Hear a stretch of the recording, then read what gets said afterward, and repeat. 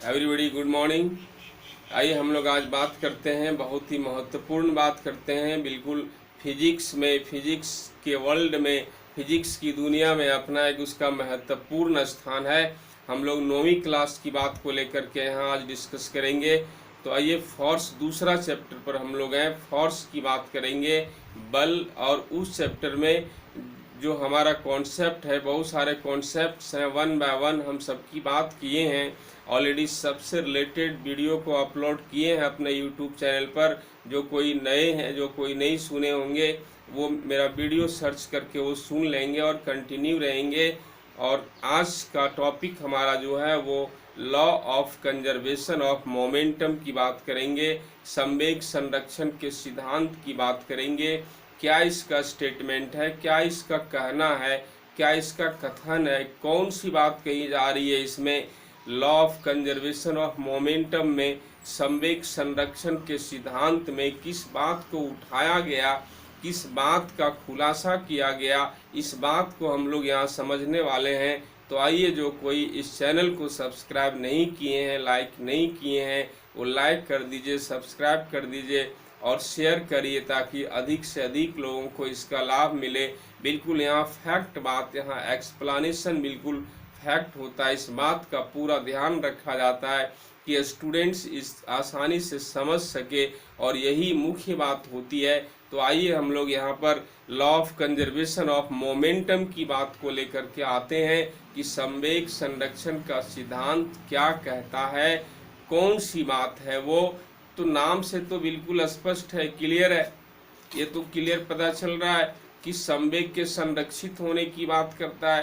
क्योंकि एक ऐसा सिद्धांत, एक ऐसा नियम, एक ऐसी बात, एक ऐसा कथन, एक जो संवेग के संरक्षित रहने की बात करता है। अब यहाँ पर सवाल उठता है, किसका संवेग संरक्षित रहने की बात करता है।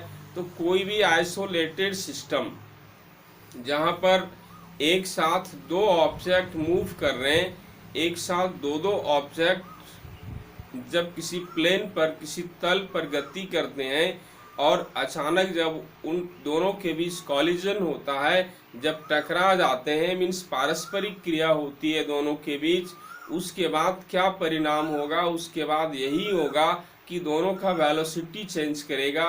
क्योंकि मोमेंटम जो है वो मास और वेलोसिटी दोनों पर डिपेंड करता है। तो मास तो चेंज करेगा नहीं, टकराने के पहले और टकराने के बाद दोनों का मास तो सेम होगा, मास तो चेंज करेगा नहीं, लेकिन वेलोसिटी निश्चित ही बदल जाएगा। टकराने के पहले जो वेलोसिटी था दोनों का, वो टकराने के बाद वेलोसिटी नहीं रहेगा चेंज कर जाएगा वो, और निश्चित ही चेंज करेगा, और लिहाजा उसका मोमेंटम भी चेंज कर जाएगा। क्योंकि momentum is depend upon the velocity. So यदि वेलोसिटी चेंज कर रहा है तो मोमेंटम भी चेंज करेगा। और इस तरह से ये हमें पता चलता है कि टकराने के पहले उन दोनों का मोमेंटम जो अलग अलग था अपना अपना, वो अब टकराने के बाद नहीं रहेगा। टकराने के बाद वेलोसिटी बदल गया है, लिहाजा मोमेंटम भी बदल जाएगा, संवेग भी बदल जाएगा। लेकिन यहाँ विचित्र बात ये देखने को मिलती है कि टोटल मोमेंटम नहीं बदल रहा है। टोटल मोमेंटम कहने का मतलब कि दोनों ऑब्जेक्ट का मोमेंटम जोड़कर जितना हुआ before the collision, total momentum of two bodies, दोनों बॉडी का जो टोटल मोमेंटम टकराने के पहले जितना जोड़ के था, टकराने के बाद भी टोटल मोमेंटम दोनों का जोड़ के उतना ही है, वो चेंज नहीं कर रहा है। इंडिविजुअली अलग अलग दोनों का मोमेंटम चेंज कर रहा है, क्योंकि वेलोसिटी चेंज कर रहा है टकराने के पहले, टकराने के बाद। पहले फास्ट होगा या स्लो होगा, टकरा गया तो फिर एक दूसरे का वेलोसिटी चेंज कर जाएगा। हो सकता है जो स्लो था वो फास्ट हो जाए, जो फास्ट था वो स्लो हो जाए। अब वैसे ही एग्जाम्पल लो, किसी प्लेन पर किसी फील्ड पर दो गेंद या दो फुटबॉल आ रहे, और दोनों फुटबॉल आकर के टकरा गए, तो टकराने के पहले देखो कितना स्पीड था दोनों का, कितनी तेजी थी उसकी गति में, और टकराने के बाद अब दोनों फिर टकरा के अलग अलग हो गए। लेकिन जब टकरा के अलग अलग हो गए तो क्या वही गति है? नो, उन दोनों की गति बदल गई है। स्लो वाला हो सकता है फास्ट हो जाए, फास्ट वाला हो सकता है स्लो हो जाए, या जिस तरह का भी चेंजिंग आवे, लेकिन निश्चित ही चेंज हो गया। अब टकराने के पहले मोमेंटम और बाद मोमेंटम इंडिविजुअली चेंज हो गया, लेकिन टोटल मोमेंटम चेंज नहीं हुआ। जब इस बात को कैलकुलेट किया गया कि टकराने के पहले उन दोनों का टोटल मोमेंटम कितना था और टकराने के बाद टोटल मोमेंटम कितना है, इस बात को मेजर किया गया तो दोनों का सेम मिला। यानी before the collision and after the collision total momentum is remains constant, remains conserve, वो नहीं बदला, वो अपरिवर्तित रहा, वो सुरक्षित रहा, वो संरक्षित रहा। और यही बात को, यही नियम को, यही सिद्धांत को संवेग संरक्षण के सिद्धांत के रूप में उद्घाटित किया गया। संवेग संरक्षण के सिद्धांत के रूप में यही बात को कही गई। अब तो आप समझ सकते हैं कि कितना साधारण सी बात है कि कोई भी निकाय में, कोई भी सिस्टम में कुल संवेग, पारस्परिक क्रिया के पूर्व कुल संवेग और पारस्परिक क्रिया के पश्चात कुल संवेग दोनों संरक्षित रहते हैं, सुरक्षित रहते हैं, अपरिवर्तित रहता है। अर्थात पारस्परिक क्रिया के पूर्व दोनों पिंडों का कुल संवेग तथा पारस्परिक क्रिया के बाद दोनों पिंडों का कुल संवेग समान समान रहता है। ना वो नष्ट हो रहा है, ना उसकी उत्पत्ति हो रही है, वो ऑलवेज संरक्षित रह रहा है।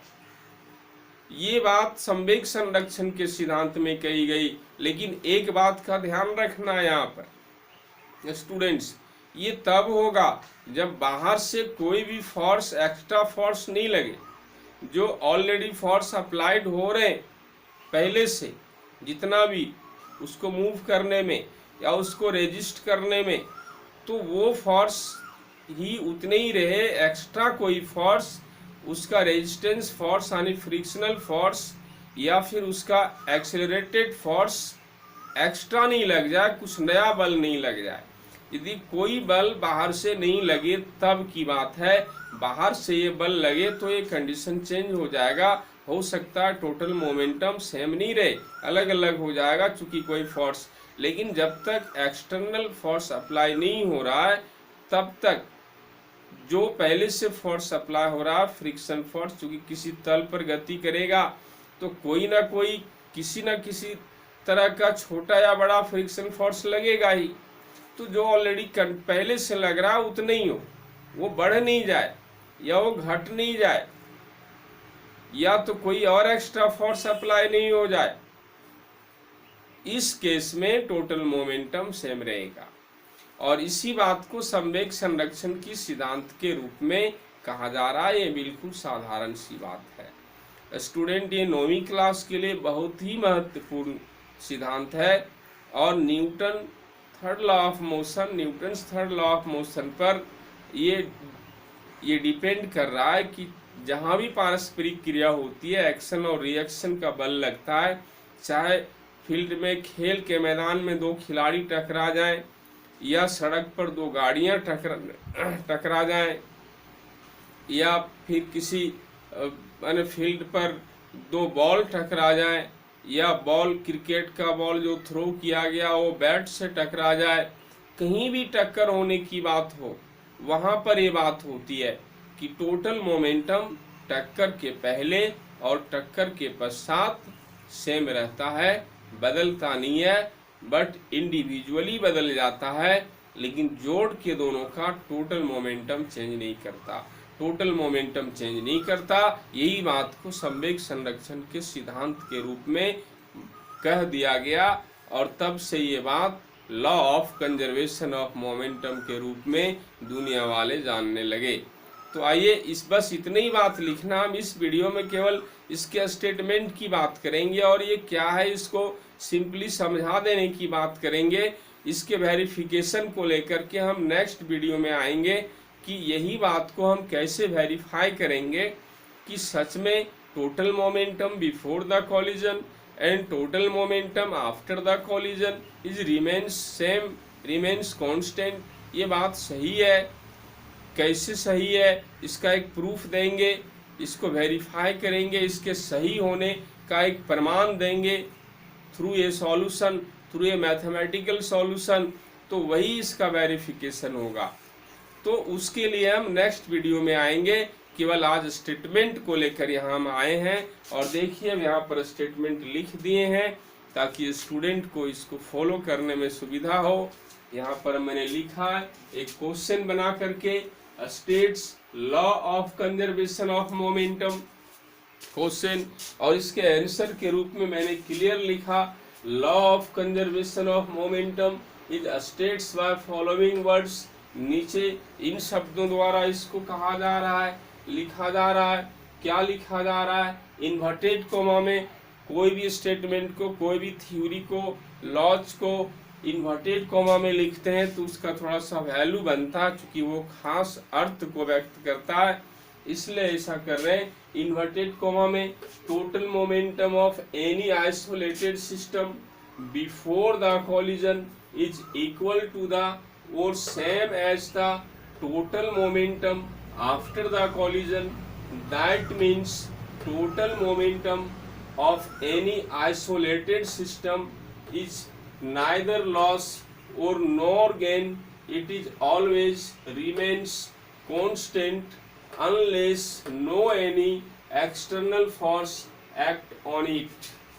ये पूरा स्टेटमेंट आप इस तरह से लिखेंगे तो आपको फुल मार्क्स मिलेगा। हिंदी में भी मैंने लिख दिया है, हिंदी स्टूडेंट के लिए क्लियरली लिख दिया है। किसी भी निकाय का इन्वर्टेड कोमा में लिखेंगे, किसी भी निकाय का कुल संवेग पारस्परिक क्रिया के पूर्व तथा पारस्परिक क्रिया के पश्चात समान समान होता है या समान समान रहता है। अर्थात किसी निकाय में कुल संवेग की ना ही उत्पत्ति की जा सकती है, मीन्स ना ही उत्पत्ति होती है और ना ही इसे नष्ट किया जा सकता है। यह सदैव संरक्षित रहता है जब तक इस पर कोई अतिरिक्त बल कार्य नहीं करे।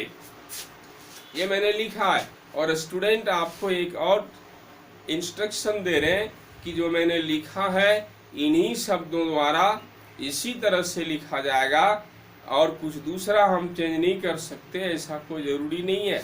आप अपने शब्दों में दूसरे तरीके से भी लिख सकते हैं, कई तरीके से लिख सकते हैं, लेकिन लिखना यही बात है कि पारस्परिक क्रिया के पूर्व यानी बिफोर द कॉलिजन एंड पारस्परिक क्रिया के पश्चात after the collision total momentum कुल संवेग of the system is remains constant, means neither loss nor gain, neither created nor destroyed.